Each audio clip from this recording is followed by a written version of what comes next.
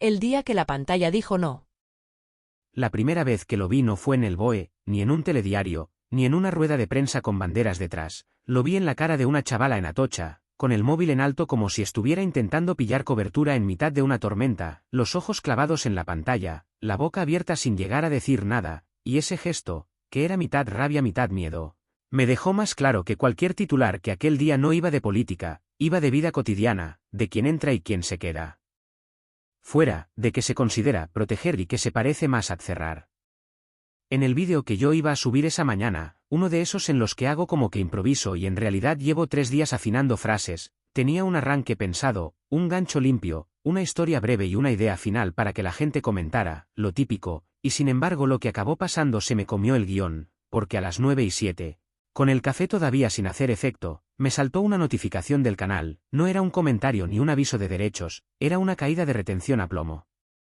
Una cosa rara, como si alguien hubiera desenchufado a 1/3 del público a la vez, y al minuto siguiente empezaron a llegar mensajes privados, no muchos, demasiados para ser casualidad, todos con el mismo tono, me sale que no puedo entrar, me pide lo de la edad, me han bloqueado, ¿qué hago? Y ahí fue cuando entendí que la noticia no iba a entrar por mi cabeza, iba a entrar por mi economía, por mi trabajo, por mi rutina, y por la rutina de millones de crías y críos que, de repente, habían recibido un no que no sabían a quién discutirle.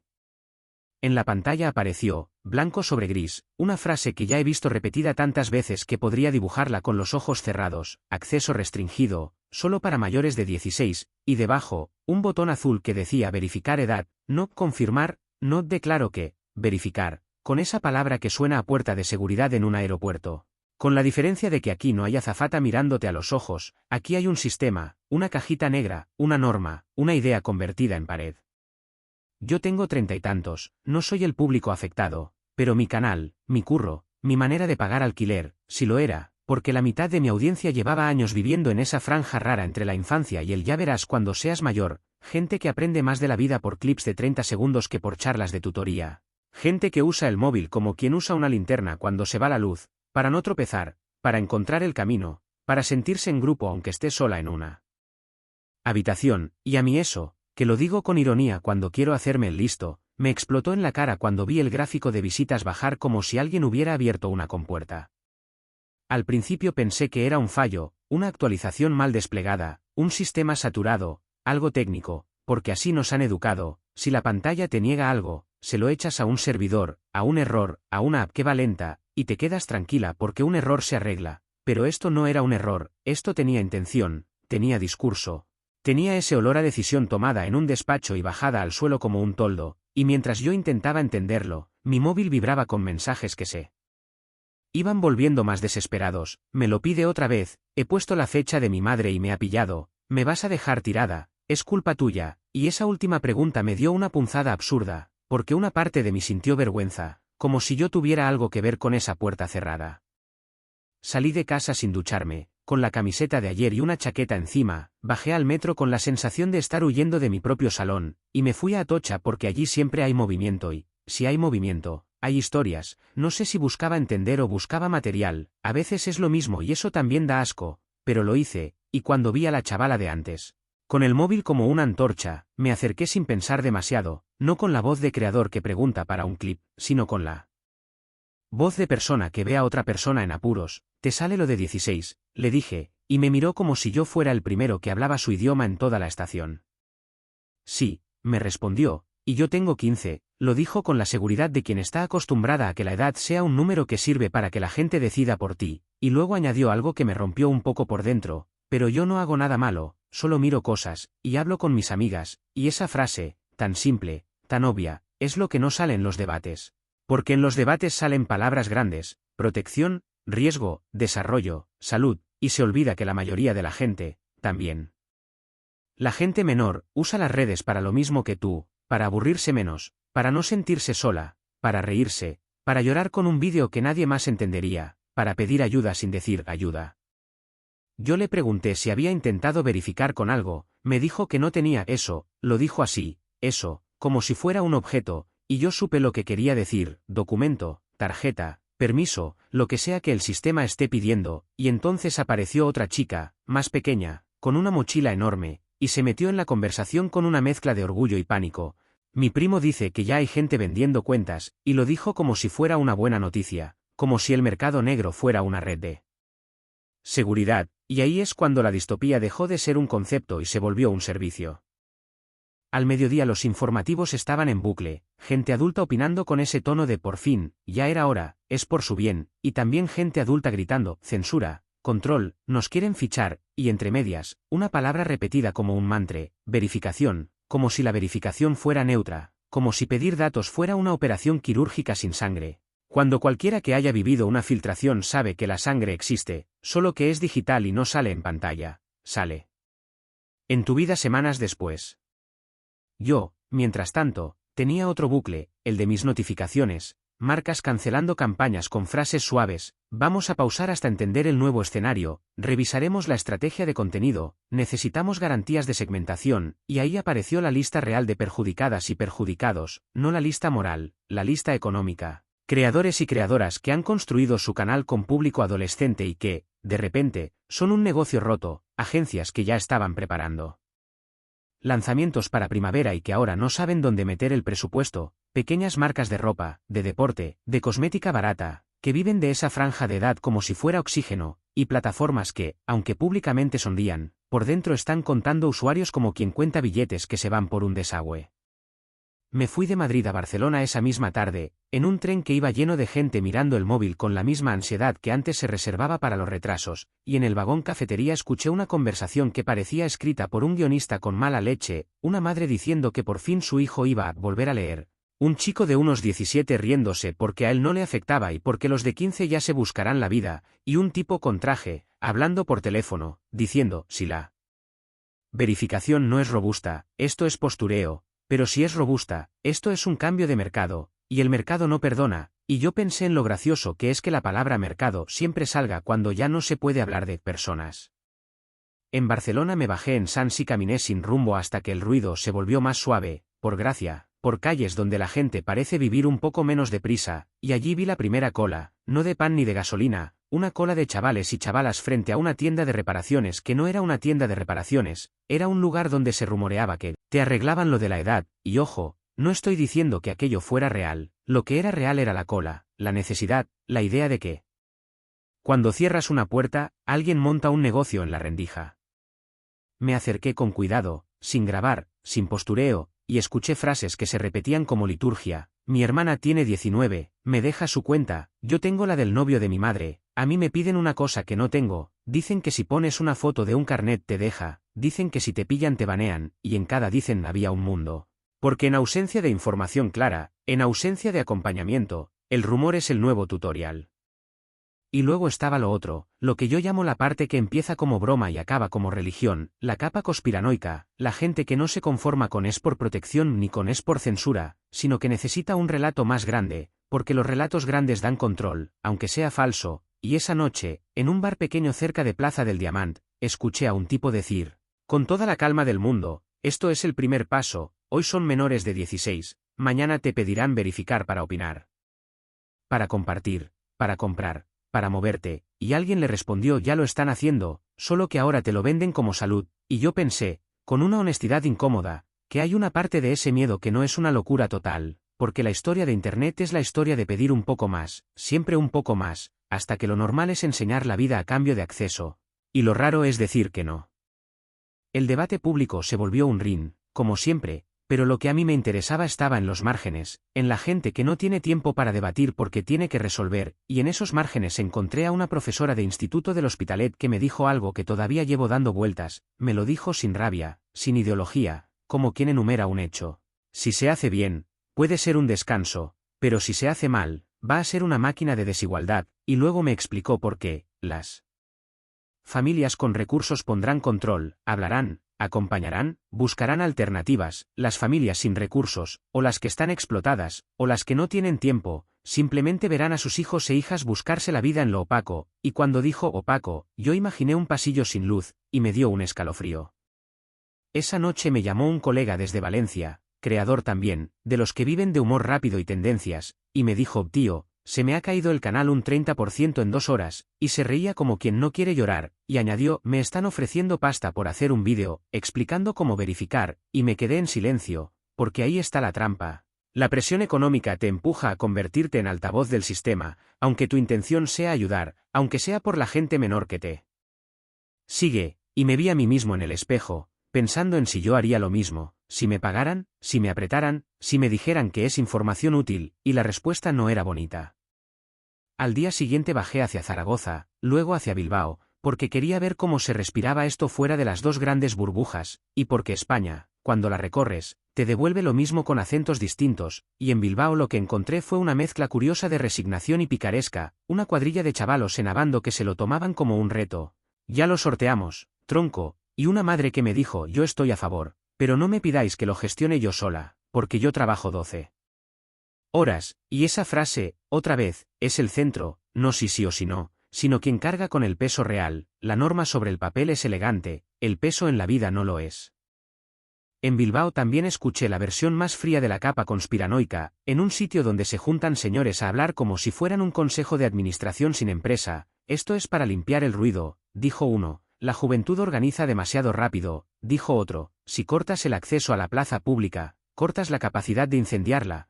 Y yo no puedo demostrar que eso sea cierto, pero puedo decir que hay gente que lo piensa, y que cuando una medida tiene un efecto colateral de control, aunque no sea el objetivo, ese efecto colateral se convierte en combustible para el relato, y el relato, ya sabemos, es más contagioso que el dato. De vuelta al hotel, con la luz amarilla del pasillo y el sonido del ascensor subiendo y bajando como un corazón cansado, abrí mi canal y vi que el comentario más repetido era uno que me dejó un nudo. Me siento como si me hubieran expulsado del mundo, escrito por una persona de 15, y debajo una respuesta de otra persona, nos vamos a Telegram. Y ahí tuve que respirar hondo, porque cuando la gente menor migra, no migra hacia lo seguro, migra hacia lo que funciona, y lo que funciona, en Internet, rara vez está pensado para proteger, está pensado para retener. Esa noche decidí que el vídeo que iba a hacer no podía ser un tutorial, ni un rant, ni una opinión de barra. Tenía que ser un relato, uno que no se escondiera detrás de la neutralidad falsa, pero que tampoco cayera en el grito, y lo pensé como una pieza de supervivencia, porque esto, por mucho que se vista de protección, se va a vivir como supervivencia. Supervivencia social, supervivencia identitaria, supervivencia económica, y también, en algunos casos, supervivencia emocional, y empecé a escribir en primera persona porque, cuando el sistema te pone una puerta, la pregunta no es qué opina la gente, la pregunta es qué haces tú, con tu cuerpo, con tu tiempo, con tu miedo. Me imaginé a una chica en Sevilla, 15 años, que usaba las redes para aprender a maquillarse y para escapar de una casa donde nadie la miraba, y ahora se encuentra con un mensaje que le dice que no puede. Me imaginé a un chaval en Gijón que seguía a un creador de ciencia y quería estudiar ingeniería y encontraba en los vídeos una forma de no sentirse tonto. Y ahora le han cerrado el acceso por su bien. Me imaginé a una persona de 14 en Murcia que encuentra comunidad porque en su instituto es la rara de verdad, y ahora le han puesto una verja en la plaza donde se sentía acompañada, y me pregunté, con un cinismo que me da vergüenza, si alguien había previsto esa parte, si alguien había medido el coste del silencio. También me imaginé el lado bueno, porque existe, y hay que decirlo sin sarcasmo. Hay críos y crías que están enganchadas, hay dinámicas tóxicas, hay adultos depredadores, hay presión estética, hay algoritmos que te empujan a lo peor cuando hueles a vulnerable, y la idea de frenar eso no es mala. Lo malo es creer que frenar es cerrar una puerta y marcharte. Lo malo es no poner una escalera alternativa, lo malo es no acompañar, porque cerrar sin acompañar es como quitarle las ruedas a una bici. Decir así no te caes, claro que no te caes, pero tampoco avanzas, y la gente, para avanzar, se inventa ruedas nuevas, y esas ruedas nuevas no siempre son seguras. A la mañana siguiente, ya en casa, con la ciudad todavía medio dormida, grabé el arranque del audio, lo grabé casi sin voz, como si me diera miedo que me escucharan desde arriba. Hoy, en España, la pantalla ha dicho no, y lo repetí hasta que sonó creíble, y mientras lo repetía, me di cuenta de que mi miedo no era solo por el canal, ni por el dinero, ni por perder visibilidad. Mi miedo era más raro, más íntimo. Era la sensación de que hemos aceptado que la vida se decide con botones, que la pertenencia se concede con un clic, que la identidad se verifica con un sistema que no mira a los ojos, y que, cuando eso pasa, siempre hay alguien que se queda fuera, y casi nunca es quien tiene el poder de quejarse. A las 2 horas de publicar, el vídeo no explotó, no se hizo viral, pero pasó algo que me pareció más importante, se convirtió en un hilo de supervivencia. Comentarios de personas contando cómo lo estaban viviendo, familias diciendo por fin respiramos y otras diciendo mi hija está hundida, profesorado pidiendo recursos, gente menor escribiendo no somos idiotas. Y entre medias, como una serpiente, los mensajes de yo te vendo cuenta, yo te arreglo verificación, pásame Bizum, y ahí vi. El futuro inmediato, un país donde la norma crea su propio contrasistema, donde cada pared genera una escalera clandestina, donde la verificación se convierte en moneda, y donde la protección, si no se cuida, se convierte en excusa para negocio y para control. Esa tarde recibí un mensaje de una persona que no conozco, sin foto, sin nombre real, solo un usuario. Me dijo, si quieres entenderlo de verdad, ven a la costa, en Cádiz están montando puntos de acceso, y yo no supe si reírme o preocuparme, porque puntos de acceso sonaba a guerra, sonaba a resistencia, sonaba a una película mala, y sin embargo, en 2026, la realidad lleva años compitiendo con la ficción, y sinceramente, va ganando. Cogí una libreta, no por romanticismo, sino porque me di cuenta de que el móvil, en una historia así, es el enemigo y la herramienta a la vez, y escribí 3 preguntas, con puntos, para no perderme, ¿quién gana con esto? ¿Quién pierde con esto? Y que se está construyendo por debajo mientras miramos hacia arriba, y luego añadí una cuarta, más personal, que parte de mí va a justificar lo injustificable si me conviene. Y aquí es donde te dejo el primer corte del relato, no porque se corte la historia, sino porque el siguiente paso ya no es opinión, es decisión, es movimiento, es ir a Cádiz, es acercarme a ese rumor de puntos de acceso, es mirar de frente el mercado negro que ya están haciendo, es ver cómo se reconfiguran marcas y creadores, y es, también, escuchar la parte conspiranoica sin abrazarla, observarla como un síntoma, porque cuando la gente empieza a creer que todo es control, es porque algo en él sistema ha dejado de parecerles confiable. La sala sin ventanas. La decisión de quedarme en Madrid no fue heroica, fue práctica, porque si esto iba a cambiar el aire, el primer sitio donde se iba a notar era en las salas donde se compra y se vende atención, en despachos con luz blanca, en reuniones con café malo, en calendarios llenos de llamada rápida, que duran 1 hora, y en esas pantallas donde no se ven personas, se ven curvas, porcentajes, y una palabra que se repite como si fuera un idioma común, alcance, alcance, alcance, como si todo lo humano se pudiera medir por la distancia que recorre una frase. A las 8:30 ya tenía un mensaje de voz de una persona de agencia, de las que siempre hablan como si estuvieran sonriendo aunque estén apagando fuegos, necesitamos verte hoy, y luego otro de una marca pequeña, de las que me pagaban por hacer cosas normales, vamos a pausar, y después, como si alguien hubiera dado la orden. El correo se llenó de frases suaves con un cuchillo dentro, revisamos estrategia, esperamos claridad, no podemos arriesgar, y lo peor no era que se fueran, lo peor era que se iban sin culpa, como si el problema no fuera suyo, como si el problema fuera mío por haber crecido en un mundo donde una parte de mi trabajo dependía de gente menor que, de repente, ya no existía para el sistema. Llegué a la primera reunión en un edificio de Gran Vía que huele a perfume caro mezclado con aire reciclado, subí en un ascensor donde nadie mira a nadie, y me recibió una sala con cristal, sillas bonitas, y una pantalla grande donde ya habían puesto un gráfico antes de que yo me sentara, y eso siempre es mala señal. Porque cuando te ponen un gráfico es porque quieren que discutas con números, no con sensaciones, y sin embargo, la persona que llevaba la reunión, una directora de cuentas que no aparentaba cansancio aunque seguro lo estaba, me dijo algo que sonaba humano, no es personal, y luego, como si se corrigiera sola, bueno, sí, es personal, pero no contigo, con el escenario. En la pantalla se veía mi canal como si fuera una empresa cotizada, una línea estable durante meses y, de golpe, un agujero, una caída que parecía un accidente de tráfico, y ella lo señaló con el dedo como si estuviera explicando una herida. Aquí, me dijo, es el corte 16, y yo pensé en lo absurdo de convertir una edad en un corte. Como si la adolescencia fuera una cuerda que se puede partir con tijera y, ya está, asunto resuelto. La sala se fue llenando, gente de marketing, alguien de legal, otra persona de medios, todas con ese lenguaje que mezcla urgencia y distancia, como quien habla de tormentas desde una ventana, y empezaron a decir cosas que yo ya había intuido, pero escucharlas en voz alta les daba otra textura. No tenemos garantías de edad. No podemos justificar inversión en un público que se nos escapa, si la plataforma no nos certifica, no podemos, y cada no podemos era en realidad un no queremos arriesgar, y yo no los juzgo, porque el miedo al error en una empresa es religión, pero tampoco puedo evitar ver lo que hay debajo, que cuando se aprieta la tuerca de la protección, lo primero que se cae no es el contenido malo, lo primero que se cae es el contenido pequeño, no el que tiene abogados, no el que tiene estructura, no el que puede aguantar 3 meses de incertidumbre, se cae quien vive al día, quien hace vídeos en su salón, quien depende de que el mes siguiente sea parecido al anterior. Entonces la directora de cuentas sacó una carpeta física, como si el papel le diera autoridad, y me dijo, tenemos dos opciones, o giras el contenido para público mayor, o te conviertes en Puente, y yo levanté la ceja, Puente, repetí, y ella asintió, Puente, dijo otra vez, contenido para familias, para madres y padres, para profesorado, para explicar el cambio, para acompañar, y lo dijo como si fuera altruismo, pero luego añadió lo que de verdad importaba, ahí. Presupuesto, y el aire se volvió más frío, porque de repente mi supervivencia económica estaba ligada a ser parte del relato oficial, aunque fuera con tono amable, aunque fuera con intención buena, y esa mezcla, la de ayuda y propaganda, es una sopa peligrosa.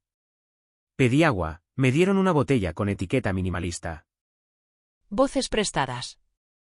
Entré, porque a veces la curiosidad no es un capricho, es una forma de defensa, si no miras de frente lo que se está montando, te lo comes después por la espalda, y en cuanto crucé el umbral me golpeó ese silencio raro de los sitios donde la gente sonríe sin relajarse, un silencio hecho de frases a medio decir, de miradas que se sostienen un segundo más de lo normal, y de la sensación de que aquí no se ha venido a improvisar, aquí se ha venido a ejecutar algo. La sala 4 era más grande de lo que esperaba, con una mesa larga en forma de U, pantallas en las paredes, botellines de agua iguales, libretas con el mismo logo impreso, y un tipo de iluminación que hace que todo parezca limpio aunque lo que se vaya a decir ensucie. Me acerqué a mi tarjeta sin tocar nada todavía, y miré los nombres de alrededor. Divulgación de crianza, una persona de asociaciones, alguien de educación, una cara conocida de televisión, y la persona que me había helado antes. La de los vídeos antiguos contra el control digital, allí, con una postura impecable, como si hubiera aprendido a sentarse en mesas que antes denunciaba. Alguien me dio la mano, una mujer de mediana edad con el pelo perfecto y una energía de mando suave, gracias por venir, me dijo, sin presentarse todavía, porque en estos sitios las presentaciones se las ahorran, ya asumen que están por encima del protocolo, y añadió, la idea es simple, vamos a ayudar a que esto se entienda, y cuando dijo ayudar, lo dijo con una calma que parecía bondad, pero yo ya estaba entrenado para escuchar la capa que hay debajo, porque ayudar puede significar acompañar, o puede significar alinear, y lo que define cuál de las dos es el tipo de preguntas que te dejan hacer. Nos sentamos, y entonces apareció otra persona, un hombre con traje azul marino, sin corbata, con esa estética de institución moderna, y empezó a hablar como quien abre una sesión de trabajo, no como quien da una rueda de prensa. Necesitamos voces, dijo, necesitamos tranquilidad social, dijo, necesitamos que la gente entienda que esto va de protección, no de castigo. Y yo apreté la mandíbula un segundo, porque la palabra castigo no se había pronunciado en público, pero ellos ya estaban gestionando la respuesta emocional antes de que la respuesta emocional se organizara, y eso, por sí solo, ya dice mucho. Detrás de él, en una esquina, vi a una persona tomando notas sin parar, como si su trabajo fuera traducir cada frase a un documento, y pensé en los argumentarios que había leído, en esas respuestas suaves para preguntas duras, y me pregunté si esa persona era quien las escribía o quien las actualizaba en tiempo real, porque la narrativa, cuando se despliega, se comporta como un organismo, aprende, se adapta, absorbe críticas, y si lo hace bien, neutraliza sin parecer que neutraliza. Luego llegó la parte que nadie cuenta en los titulares, la logística del mensaje. Sacaron una carpeta para cada cual, carpeta con secciones, como un manual, primera página, objetivo, segunda, mensajes clave, tercera, preguntas difíciles, cuarta, cosas que no debemos decir, y aquí fue donde noté el primer pinchazo en el estómago. Porque cuando alguien te da una lista de cosas que no debes decir, no está pidiendo neutralidad, está pidiendo límites, y los límites son el principio de cualquier historia que termina mal. Abrí la carpeta con calma, como si no me importara, y leí. Había frases preparadas, no es una prohibición, es una medida de protección, se trata de reducir riesgos, se trata de acompañar a familias y centros, se trata de crear un entorno más seguro, y sí, todo eso puede ser verdad si lo miras desde una capa, pero lo que me llamó la atención fue lo que no aparecía, no había una sola frase sobre desigualdad. Ni una sobre aislamiento social, ni una sobre la migración a espacios más opacos, ni una sobre el coste de la verificación, ni una sobre el efecto directo en el ecosistema de creadores y creadoras que vive de ese tramo de edad, y eso era una elección, no una omisión inocente. Levanté la mano, y la mujer del pelo perfecto me miró con la sonrisa justa. Sí, dijo, dime. Pregunté por el impacto en creadores y creadoras, lo pregunté sin acusar, lo pregunté como una pieza más del sistema, cómo se va a abordar la caída de canales educativos o de entretenimiento sano cuyo público era menor, y la respuesta fue de manual: esto es una oportunidad para reorientar contenidos, dijo el hombre del traje. Y para promover referentes positivos, y ahí, en la palabra reorientar, escuché la sombra de otra palabra que no dijeron: domesticar, no porque su intención sea maligna, sino porque cualquier sistema que empuja a reorientar empuja a que el contenido se adapte al gusto de quien paga, y quien paga ahora, en ese escenario, es el mundo adulto.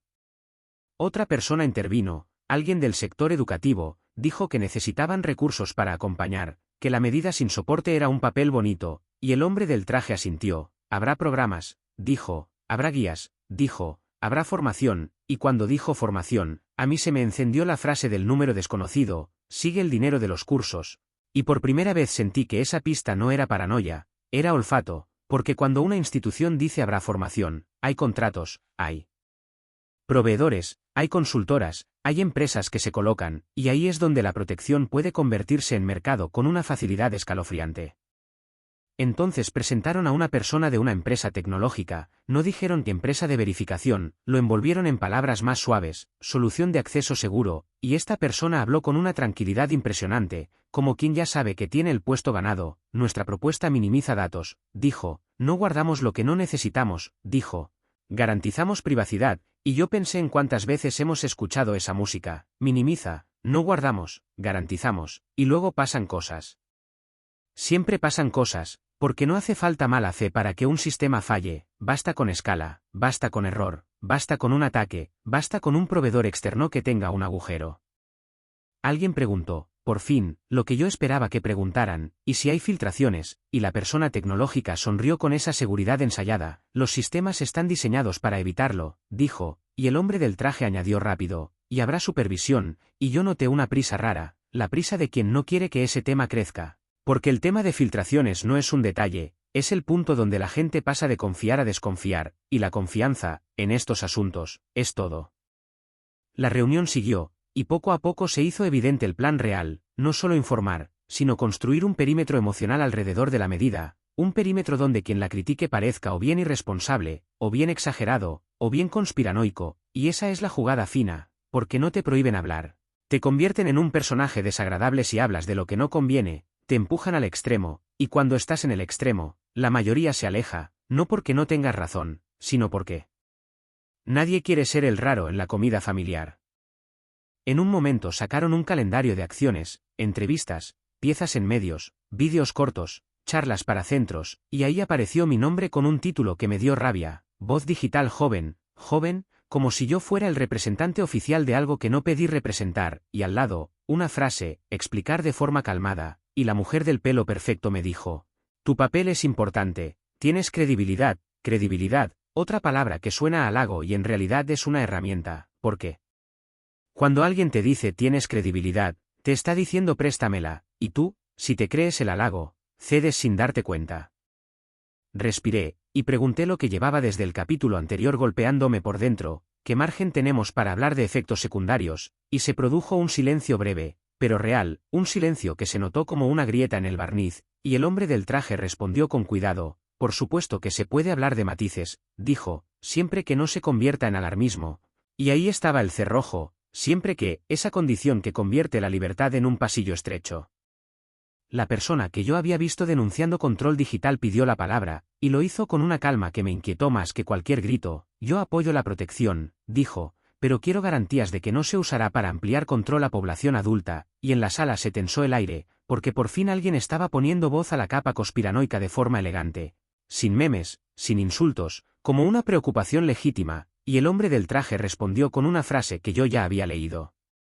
En esos papeles filtrados, no hay agenda oculta, dijo, esto es específico y proporcional, y la manera en que lo dijo, tan exacta, tan pulida, me confirmó que esa pregunta ya la esperaban, que ya habían preparado cómo desactivarla. Yo miré a esa persona, intentando leerle la cara, y vi algo que me dio pena: vi cansancio, no traición, cansancio, como si en algún momento hubiera entendido que gritar desde fuera no cambia nada, y que sentarse dentro, aunque te manche, al menos te deja empujar una frase, una coma, un matiz, y esa es la trampa también. Porque el sistema absorbe a quien lo cuestiona ofreciéndole una silla, y la silla parece una victoria, hasta que un día te das cuenta de que llevas meses cuidando de no molestar. para no perderla. La reunión terminó con un cierre contundente, esto es por el bien común, y luego, sin transición, vino lo práctico, firmas, cesión de imagen, coordinación de mensajes, y yo sentí un golpe de realidad, porque aquí no se venía a debatir, se venía a sellar, y cuando me acercaron el papel para firmar, leí con calma, no decía no puedes opinar, decía algo peor, decía, te comprometes a no divulgar detalles internos, y ya está, suficiente para convertir cualquier crítica futura en sospecha, porque si criticas, dirán que rompes acuerdos, y si no criticas, dirán que estás alineado, y en ambos casos pierdes parte de tu autonomía. Me quedé con el bolígrafo en la mano, mirando la línea de firma, y sentí algo que no me gusta reconocer, miedo, no miedo a una represalia dramática, miedo a lo cotidiano, a perder campañas, a perder acceso, a quedarme sin trabajo por no jugar el juego, y ese miedo, en España, en 2026, es el pegamento silencioso de muchas decisiones. No hace falta censura dura cuando tienes precariedad blanda. No firmé en ese momento. Pedí llevarme el documento, lo pedí con educación, y la mujer del pelo perfecto me miró sin sonreír por primera vez. No es habitual, dijo, y yo respondí, yo tampoco soy habitual, y noté que la frase me salió más seca de lo que quería, pero ya estaba. Cuando salí al pasillo, con la carpeta bajo el brazo, me apoyé un segundo en la pared, respiré, y ahí me vibró el móvil, un mensaje sin nombre, el mismo número, solo una frase, con puntos, bien, no firmes, ahora mira quién paga la formación, y debajo, una foto borrosa de una hoja donde se veía un listado de proveedores, no se leía todo, pero se leía lo suficiente para entender que el dinero ya estaba caminando hacia algún sitio. Bajé a la calle y Madrid me pareció igual que siempre, gente comprando, gente corriendo, gente riéndose, pero yo sentía que llevaba una grieta en el bolsillo, una grieta hecha de papeles y de decisiones que nadie en esa acera había votado con conocimiento, porque una cosa es apoyar una idea, proteger a personas menores, y otra muy distinta es aceptar sin mirar el sistema que se construye alrededor, el sistema de verificación, el sistema de formación, el sistema de proveedores, el sistema de voces prestadas, y lo peor, el sistema de silencios. Esa noche, en casa, me senté con el cuaderno, abrí la carpeta, y empecé a subrayar, no frases bonitas, sino patrones, prohibido decir, no mencionar, evitar, no entrar en, y cada vez que veía un evitar, me preguntaba qué pasaría si yo hiciera justo lo contrario en mi vídeo, si yo dijera en voz alta que hay gente que gana dinero con cada puerta, que hay marcas que se recolocan y dejan a creadores y creadoras atrás, que hay familias que respiran y otras que se hunden, que hay personas menores que se van a ir a espacios más opacos, y que si no se acompaña, lo que se pretende proteger puede quedar más expuesto, y la pregunta real era esta, si digo eso, ¿me apagan? ¿Me hunden? ¿Me convierten en el conspiranoico útil para que la narrativa oficial se vea razonable? Miré el gráfico de mi canal otra vez, la caída, la subida de público adulto, la reorganización forzada, y me di cuenta de que el sistema ya había empezado a empujarme incluso antes de que yo tomara una postura, porque cuando te cambian el suelo, tu cuerpo se adapta, aunque no quieras, te vuelves más prudente, más calculador, más adulto. Y quizá esa era la victoria invisible, no bloquear a menores, sino cambiar el ecosistema para que todo el mundo hable como en una sala 4, con las palabras correctas, con los matices permitidos, con el miedo a salirse del guión. Abrí el correo y encontré el borrador de guión que la agencia me había prometido, lo leí, y era exactamente lo que había visto en la sala, beneficios arriba, riesgos en una línea, sin tocar desigualdad, sin tocar mercado, sin tocar lo opaco, y al final un cierre dulce, acompañemos, y yo pensé en lo cruel que puede ser un cierre dulce cuando no nombra la parte amarga, porque el dulce no alimenta si lo usas para tapar el hambre. Me levanté, fui a la ventana, y vi la ciudad quieta, y tomé una decisión que no era épica, pero era mía, no iba a hacer el vídeo neutro que querían, iba a hacer un relato, como este, un relato donde se entiende por qué alguien querría la medida, donde se ve el beneficio real, donde se ve a quien perjudica, y donde se insinúa la capa oscura sin venderla como verdad absoluta, como una sombra que aparece cuando la confianza se rompe, y sobre todo, iba a hacer algo que en la sala 4 no estaba permitido, iba a hacer preguntas. Apagué el móvil, abrí el micro, y empecé a grabar. Y justo cuando dije, hoy he estado en una sala sin ventanas, sonó el timbre. No esperaba a nadie. La visita. Abrí la puerta con la misma prudencia con la que se abre un mensaje raro, despacio, con la cabeza medio inclinada, como si el aire de fuera pudiera traer una noticia que no quiero escuchar, y lo primero que vi fue una mujer con ojeras limpias, de esas que no se maquillan porque ya no hay energía para eso, y a su lado, medio escondida detrás de su abrigo, una persona menor, 15, quizá 14, con la capucha subida aunque no llovía, la mirada clavada en el suelo como si el suelo fuera él. Único lugar que no le iba a exigir nada.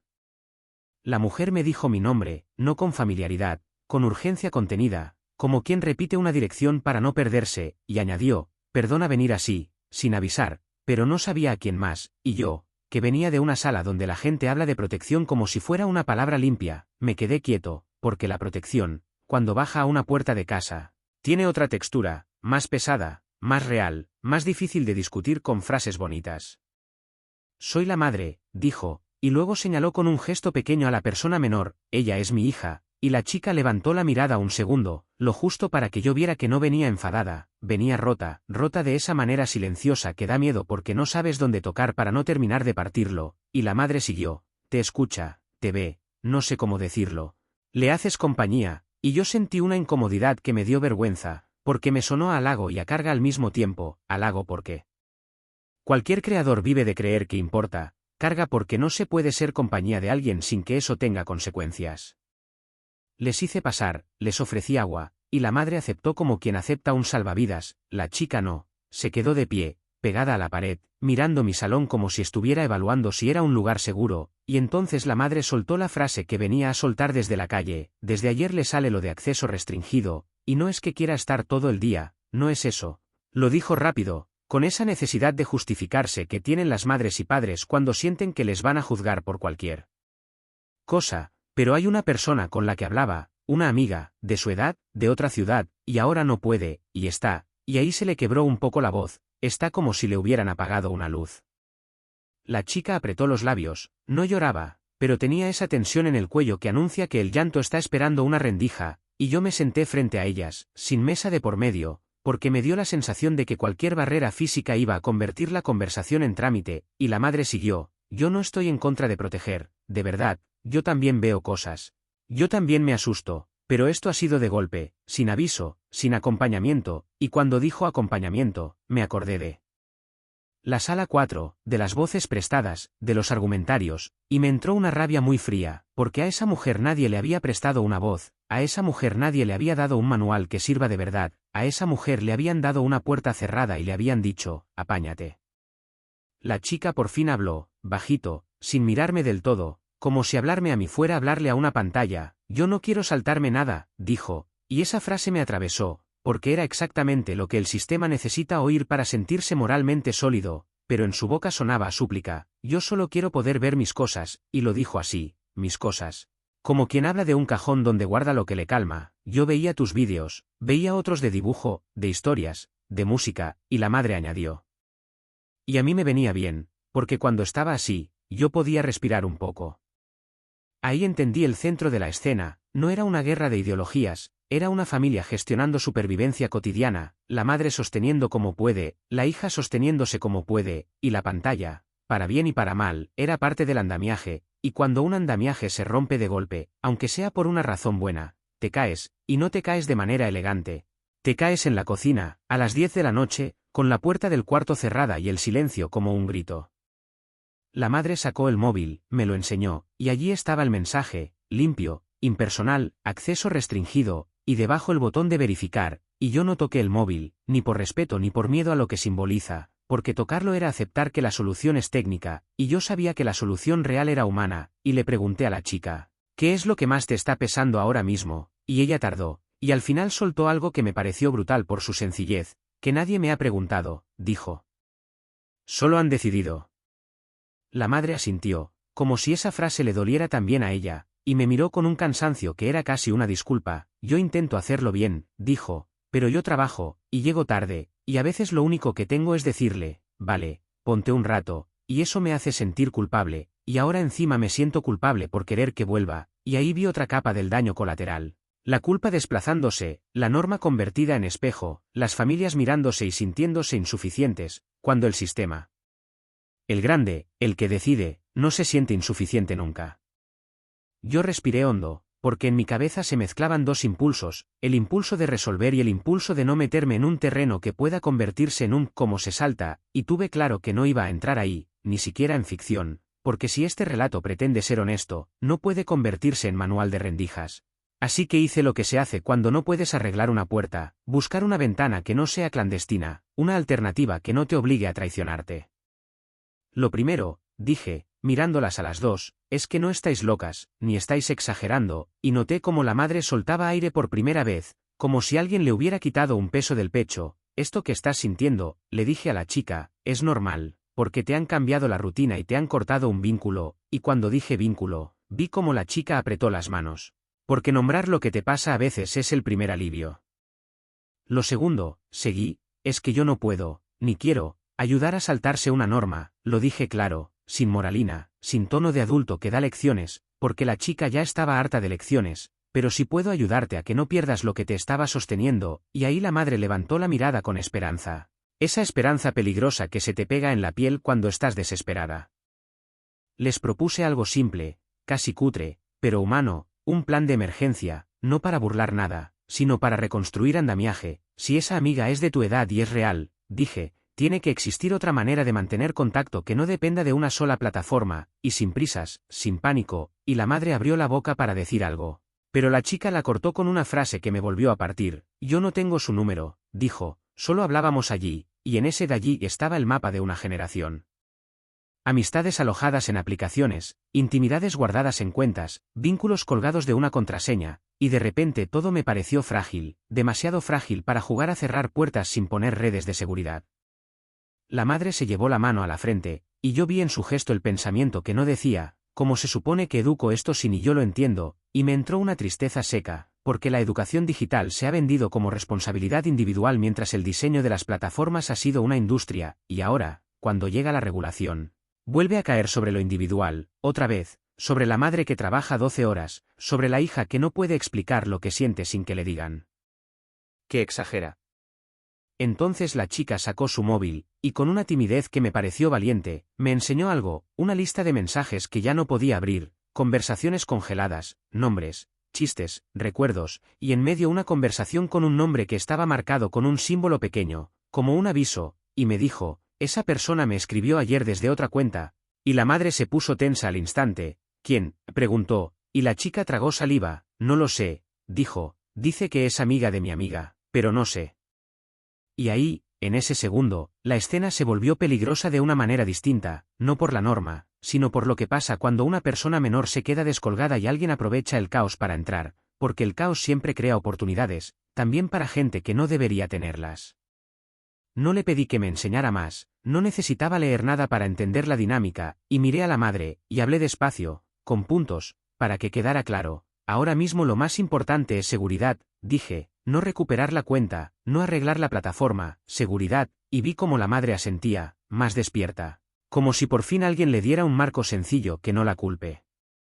Si hay alguien escribiéndole desde cuentas nuevas, seguí, bloqueo, cero conversación, y si hace falta, se consulta con el centro y con quien corresponda, lo dije sin dramatizar, sin convertirlo en película, porque la dramatización es otra forma de paralizar, y la chica, por primera vez, me miró de frente, como si agradeciera que alguien no la tratara como una niña pequeña, sino como una persona que puede decidir.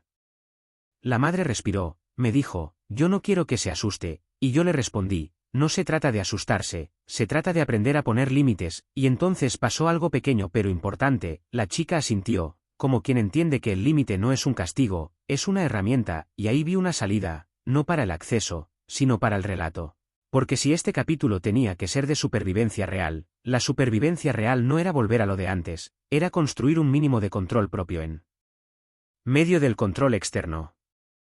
Hablamos un rato largo, sin reloj, yo preguntando qué contenidos veía, qué le calmaba, qué le alteraba, la madre contando su jornada, su cansancio, su culpa, y la chica soltando frases cortas, con comas y puntos, como si estuviera aprendiendo a poner nombre a lo que le pasa, y cuanto más hablábamos, más evidente se volvía una idea que en la sala 4 no cabía, que la medida, por sí sola, no es ni buena ni mala, es un golpe, y un golpe sin amortiguador crea daño innecesario, incluso si la intención era proteger. En un momento la madre me preguntó lo que me temía que me preguntara, ¿y ahora qué hacemos? Y yo no le di un discurso, le di algo concreto. Primero, dije, esta semana, rutina estable, sueño, comida, paseo, cosas que parecen antiguas pero son base. La madre sonrió con ironía, como si le diera rabia que lo antiguo sea lo único que queda. Segundo, dije, contenidos que le ayudan, fuera de esa red, buscarlos en formatos que no dependan de esa puerta, y aquí fui cuidadoso, libros, música, vídeos públicos, lo que sea que no implique mensajería privada ni espacios opacos, y la chica frunció el ceño. Pero es que mis amigas están allí, dijo, y yo asentí. Lo sé, respondí, y eso es lo que hace difícil esta medida, porque no ha creado un espacio alternativo, y esa frase, espacio alternativo, me sonó a algo que debería ser político. Pero estaba saliendo en mi salón, con 2 personas que no están en comités. Y tercero, añadí, si tu hija quiere, podemos escribir un mensaje público en un sitio visible, no privado, algo que pueda leer su amiga si también está en transición, una forma de decir, estoy aquí, sin abrir la puerta a desconocidos, y la madre se quedó pensándolo, porque era un equilibrio delicado, visibilidad sin exposición, y la chica, contra todo pronóstico, dijo que sí, muy bajito. Vale, dijo, pero sin que parezca que estoy dando pena, y yo sonreí, porque esa dignidad, incluso en la fragilidad, es una brújula. Escribimos el mensaje en un papel, antes de teclearlo, para que cada palabra estuviera pensada, para que no fuera un impulso, y mientras lo hacíamos yo sentía cómo se me ordenaba la cabeza, porque todo lo que había vivido en reuniones, presupuestos, marcas, proveedores, se volvía de golpe secundario, y sin embargo, era exactamente lo mismo. Era el mismo problema visto desde el suelo, el problema de depender de una infraestructura emocional privatizada, el problema de tener vínculos sin respaldo. El problema de que la solución institucional venga con lenguaje grande pero sin instrucciones pequeñas, y el problema, también, de que haya gente lista para monetizar ese vacío vendiendo tranquilidad. Cuando terminaron, la madre me dio las gracias con una vergüenza que me molestó, porque no debería dar vergüenza pedir ayuda, y la chica me miró un segundo, y me dijo algo que no olvidaré, si haces un vídeo de esto, me dijo, no nos uses, y esa frase, tan directa, fue el golpe más honesto que he recibido en mucho tiempo, porque me obligó a mirarme por dentro, a preguntarme si yo estaba construyendo un relato o estaba usando vidas para hacer contenido, y respondí rápido, con puntos. Prometido, dije, si hablo, hablaré de lo que pasa, no de vosotras, y ella asintió, como quien firma un acuerdo sin papel. Cuando se fueron, el silencio se quedó en casa como una tercera persona, y yo me senté en el suelo, apoyado en el sofá, con la carpeta de la sala 4 en la mesa, el borrador de guión de la agencia abierto en el portátil, y el mensaje que acabábamos de publicar en pantalla, y me di cuenta de que ya no podía grabar el relato como lo tenía pensado. Porque ahora tenía un ancla real, una escena que desmonta cualquier argumento fácil, una madre que no es irresponsable ni fanática, una chica que no quiere saltarse nada pero se siente expulsada, y una sombra rondando por cuentas nuevas buscando rendijas, y ahí estaba el daño colateral en carne viva. Cogí el micro, lo encendí, y dije, con la voz más baja que pude, hoy han llamado a mi puerta, y paré, porque por primera vez sentí que esa frase tenía peso, y entonces añadí algo que no estaba en ningún argumentario, y he entendido que proteger sin acompañar no es protección, es abandono con buena intención. En ese momento vibró el móvil. Era la agencia. No lo cogí. Vibró otra vez. Y otra. Miré el timbre de notificaciones como quien mira un fuego que vuelve. Respiré. Me preparé para grabar lo que no querían que grabara. Y antes de darle al botón de grabar, el número desconocido volvió a escribir, una última línea, sin saludo, con puntos, como una sentencia, si cuentas lo de la sala, te cerrarán la puerta, pero si no lo cuentas, la puerta se cerrará igual, decide quién eres. Me quedé quieto, con el dedo suspendido en el aire, y supe que el siguiente capítulo ya no iba de la norma, ni de las marcas, ni de la verificación, iba de una decisión íntima, la más vieja del mundo, callar para sobrevivir, o hablar y asumir el precio. Todo lo que se decide sin preguntarte. Cuando cerré la puerta detrás de ellas, la casa se quedó con ese silencio raro que aparece después de una visita que no esperabas. No era el silencio de la calma, era el silencio de la responsabilidad, el silencio de saber que, por mucho que te digas que tú solo haces vídeos, hay gente que te usa como una cuerda para no caerse, y eso, aunque no lo pidas, pesa. Me apoyé un segundo en la madera, respiré, y sentí el móvil vibrar otra vez, insistente, como un insecto atrapado. La agencia, la marca, la gente que vive de que el mundo sea estable. Miré la carpeta de la sala sin ventanas encima de la mesa, los papeles con frases limpias y límites invisibles, y pensé en la cara de la chica, en cómo había dicho nadie me ha preguntado, con puntos, con una claridad que no admite debate. Entonces volví, sin querer, al primer día, a Atocha, a esa escena pequeña que lo empezó todo para mí, una chavala con el móvil en alto como si buscara cobertura en medio de una tormenta, la pantalla diciéndole no, y esa sensación física de que algo que parecía una decisión grande iba a colarse por todas las rendijas del día a día. Yo no era menor de 16, yo no estaba bloqueado, pero ese no también me había tocado, porque mi trabajo, mi rutina, mi forma de pagar alquiler, dependía de un público que no tenía asiento en la mesa donde se decide, y porque, cuando cortas el acceso, no solo cortas entretenimiento, cortas vínculos, cortas hábitos, cortas pequeñas terapias informales que nadie reconoce como terapia.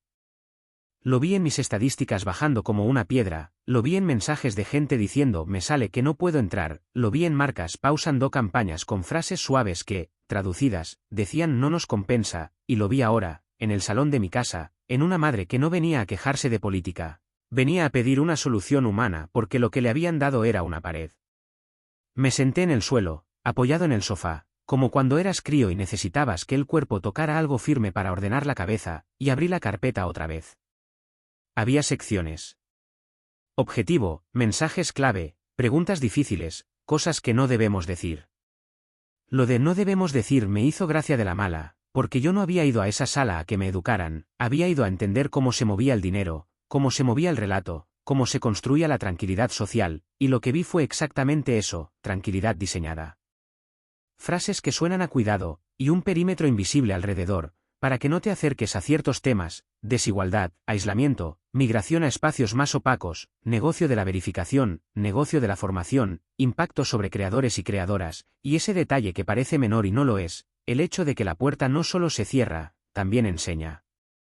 Enseña que para pertenecer hay que pasar por un filtro, enseña que el acceso es un premio que te concede un sistema, enseña que la vida se verifica. Mi móvil volvió a vibrar. Lo dejé vibrar. No por orgullo, por higiene mental. Encendí el micro y lo dejé delante de mí sin grabar todavía, como si fuera un testigo, y pensé en el vídeo que me estaban pidiendo, neutro, equilibrado, sin polémicas, y pensé en lo que me había dicho la chica, si hablas, no nos uses. Me quedé quieto y decidí que, si iba a hacer algo, iba a ser una pieza única, un todo en uno, un relato que sirviera para entender la medida sin convertirla en guerra, que reconociera lo bueno sin sarcasmo, que nombrara a quien perjudica sin dramatismo barato, y que dejara asomar la capa oscura sin venderla como verdad, como se deja ver una sombra cuando la luz cambia. Y, sobre todo, que no enseñara a nadie a saltarse nada, porque lo que estaba pasando ya era bastante con su propio caos como para añadir gasolina. Empecé a escribir en un cuaderno, porque en pantalla todo se vuelve urgente y yo necesitaba ritmo, puse un título arriba, Protocolo 16 más, y debajo 3 bloques con puntos. 1. ¿Por qué alguien querría esta medida? 2. ¿A quién le cae el peso real? 3. ¿Qué se monta alrededor cuando una norma crea fricción?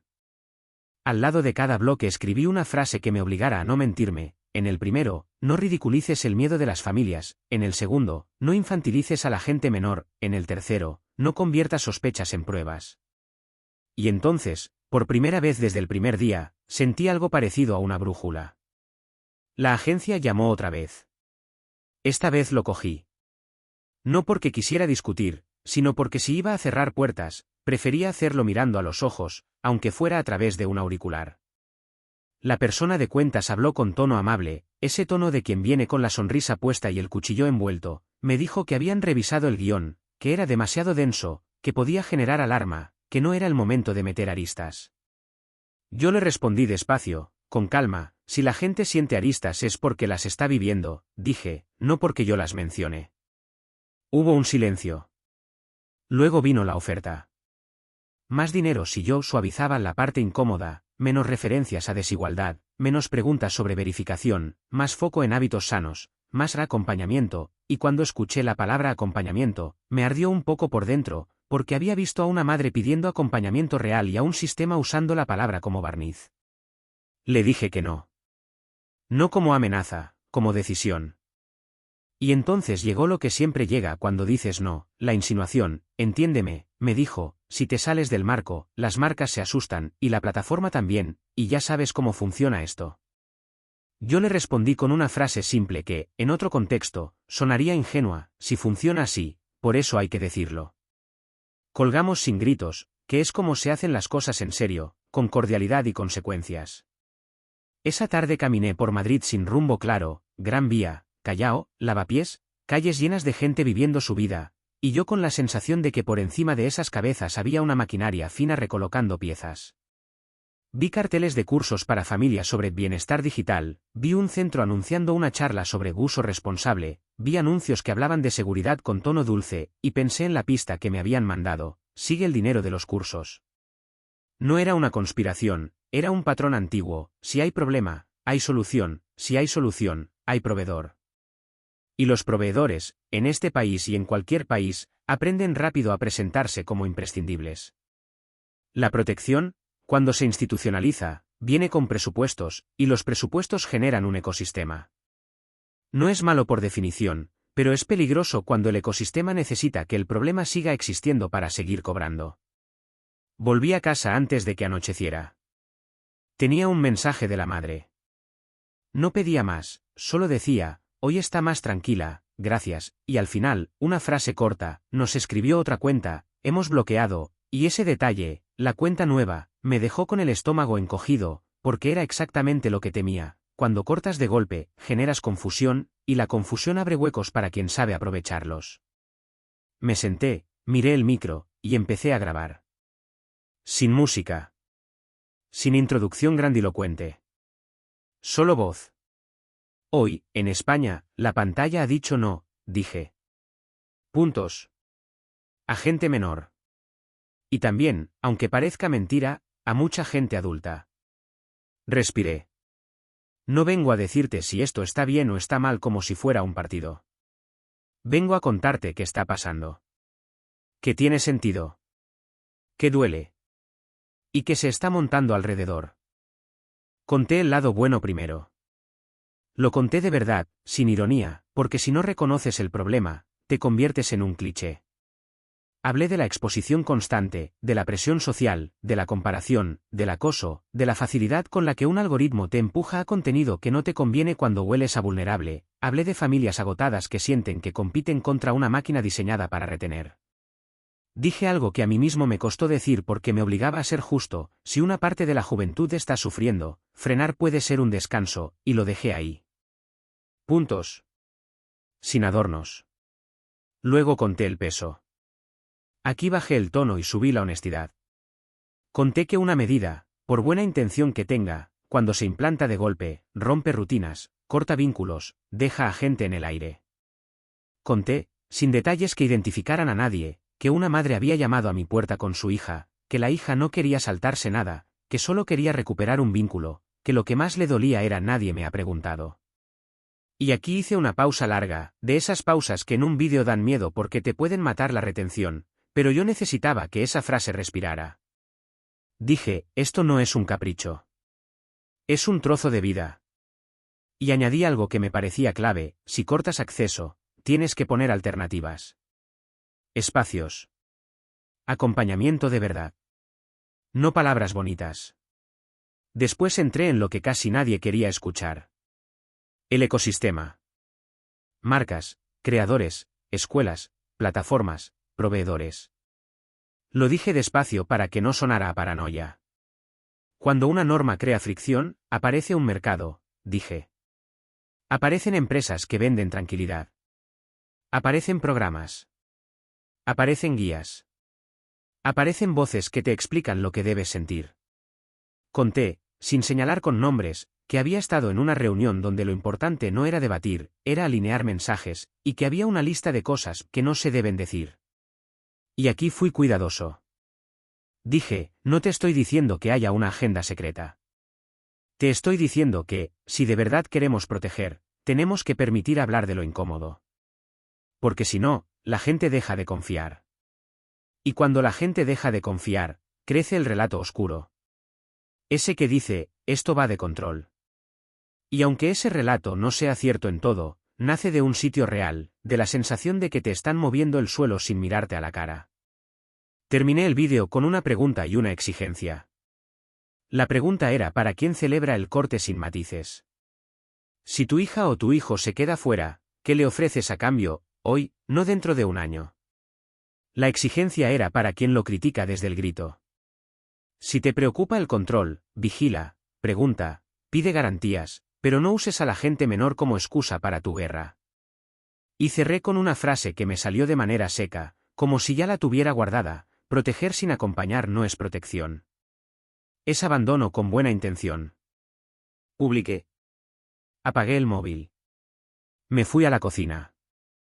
Me preparé un café con manos temblorosas, porque da igual lo valiente que te creas, cuando sabes que tu vídeo va a tocar intereses, tu cuerpo reacciona. A la media hora lo encendí. Comentarios como lluvia. Padres y madres agradeciendo que alguien lo dijera sin insultos. Docentes diciendo que les faltan recursos. Personas menores escribiendo con una mezcla de rabia y educación que te rompe: no somos idiotas, yo necesito esto para hablar con mis amigas, yo solo veía vídeos de dibujo. Y también, como era inevitable, gente acusándome de todo, de blando, de alarmista, de vendido, de agitador. Lo normal. Lo preocupante fue otra cosa. A las 2 horas, la distribución cayó. No desapareció el vídeo, no lo borraron, no hubo drama visible, fue peor, fue silencioso. Menos recomendaciones. Menos alcance. Como si el sistema hubiera decidido que era mejor que ese debate no creciera. No puedo probarlo en el mundo real, pero en el mundo del relato, esa es la sensación exacta: no te callan con un golpe, te bajan el volumen, y si te bajan el volumen, te vuelves insignificante sin poder señalar un culpable. Miré mis números y sentí una mezcla de rabia y resignación, porque ese tipo de control, el que no se ve, es el que más te deja solo, no puedes pelear contra algo que parece natural. La agencia me escribió un mensaje corto, con cortesía afilada: esto complica, y luego, otro más largo, explicando que algunas marcas no querían asociarse a un contenido que pudiera generar polémica.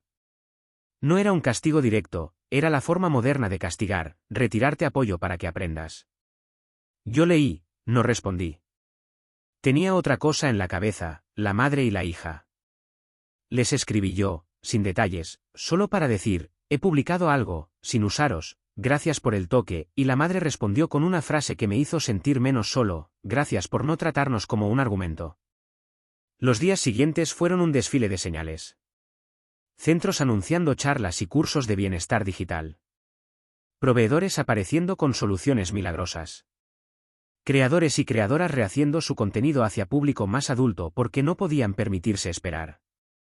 Marcas moviendo presupuestos hacia entornos seguros. Y, por debajo, rumores. Rumores de mercados paralelos, de cuentas alquiladas, de identidad prestada. Rumores también de que esto era solo el principio, de que un día te pedirían verificar para comentar, para compartir, para opinar. Yo, que ya estaba entrenado para no convertir rumor en verdad, lo mencioné en una pieza corta sin afirmarlo: ojo con lo que se rumorea, no lo compres sin pruebas, pero entiende por qué se rumorea. Porque la capa conspiranoica, la de nos quieren fichar, no nace solo de gente aburrida, hace de una herida, la herida de sentir que te piden confianza sin darte transparencia. Una semana después, la madre me escribió otra vez. Me dijo que habían encontrado un centro juvenil en su barrio, en Vallecas, que estaba montando grupos de actividades presenciales, dibujo, música, deporte, sin pantallas como eje. Me dijo que la hija no estaba curada, y esa palabra no me gustó porque no era una enfermedad, era un ajuste, pero me dijo que estaba menos tensa, que dormía mejor, que había dejado de mirar el móvil como si fuera una prótesis. Me contó, también, que la amiga había aparecido, por un canal seguro, no una cuenta nueva, no un desconocido, por una vía más lenta y más humana. No dije cómo. No hace falta. Lo importante era la lección: cuando no te queda lo fácil, vuelves a lo lento, y lo lento, aunque cueste, suele ser más seguro. Ese mismo día yo fui a un evento en Madrid, una presentación pública sobre protección digital, sala grande, gente con acreditaciones, cámaras, palabras bonitas. Escuché la misma música de siempre: equilibrio, acompañamiento, bienestar, y vi a caras conocidas prestando su voz a la tranquilidad. No fui a increpar. Fui a observar. Y observando vi algo que me dejó frío: Había una parte honesta, real, personas que de verdad querían hacer bien las cosas, docentes, profesionales de infancia, gente que no ganaba dinero extra por estar ahí. Y había otra parte, la parte de mercado, la parte que olía a contrato, a proveedor, a solución empaquetada. Las dos convivían. Eso es lo complicado. No era una historia de villanos, era una historia de incentivos. Cuando salí, caminando hacia el metro, me llegó un mensaje del número desconocido, el último. No decía te lo dije. No decía ten cuidado. Solo decía, la puerta ya está instalada, ahora se acostumbrarán. Me quedé mirando la pantalla con una calma rara, porque entendí que esa era la victoria principal de cualquier sistema, no cerrar, sino normalizar. Lo que al principio duele, si se repite, se vuelve paisaje. Lo que hoy parece excepcional, mañana es rutina. Y cuando es rutina, deja de discutirse. Volví a casa. Esa noche grabé un cierre para el relato, no como creador que busca drama, como persona que ha visto dos mundos, el de la sala sin ventanas y el del salón de una madre agotada. Dije, puede que esta medida reduzca algunos riesgos. Puede que dé un respiro a algunas familias. Eso importa. Puntos. Pero si a cambio dejamos a gente menor sin alternativas, sin espacios seguros, sin acompañamiento real, lo que no reducimos es el riesgo. Lo desplazamos. Puntos. Y si para hacerla funcionar convertimos la verificación en un peaje cotidiano, sin garantías claras, sin transparencia, sin control público real, entonces estamos enseñando algo peligroso, que el acceso se concede, que pertenecer es un permiso, que la vida se verifica. Apagué el micro. Me quedé un rato sin hacer nada, mirando la ciudad por la ventana, luces de pisos, cenas, televisiones, vida. Pensé en lo que me había pasado a mí, campañas perdidas, alcance bajado, presión elegante, y pensé en lo que le había pasado a esa chica, su rutina cortada, su vínculo en pausa, su sensación de expulsión. Y pensé en lo que le había pasado a la madre, culpa antes, culpa después, y la obligación de sostenerlo todo con dos manos cansadas. Al día siguiente, cuando volví a salir a la calle, vi a gente menor riéndose en una esquina como si nada, y me alegré, de verdad, porque la vida siempre encuentra formas, y esa es la parte esperanzadora de la supervivencia, que la gente se adapta. Pero también vi lo otro, vi cómo, poco a poco, el debate se iba apagando, no porque se hubiera resuelto, sino porque el país se cansa. Y ahí entendí que el final sólido de esta historia no es un giro espectacular, no es una revelación, es una escena simple.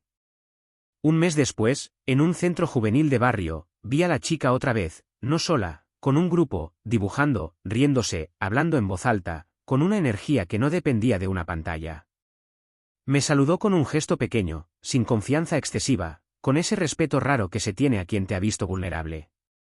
La madre me dio un abrazo breve, de esos que dicen gracias sin convertirte en héroe. Y yo, ahí, en ese sitio sin luces de plató, entendí lo que faltaba en toda esta discusión. No faltaban leyes. No faltaban mensajes.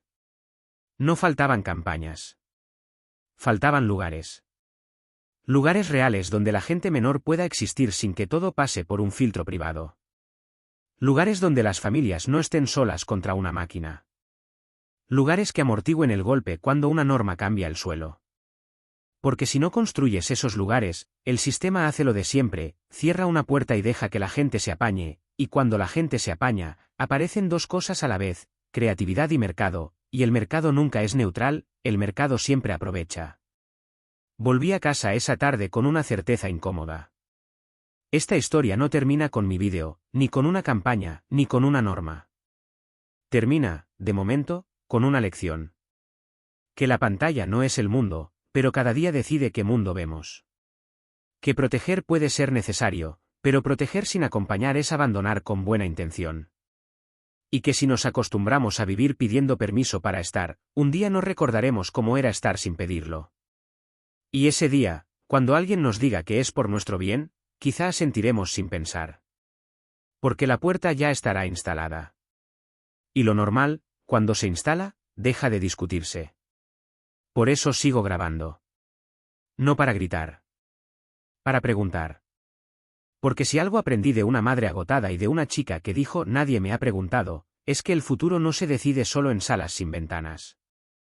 Se deciden cada vez que aceptamos una frase bonita sin exigir el suelo que la sostenga. Se deciden si llamamos protección a una puerta, o si exigimos que sea, además, una mano tendida.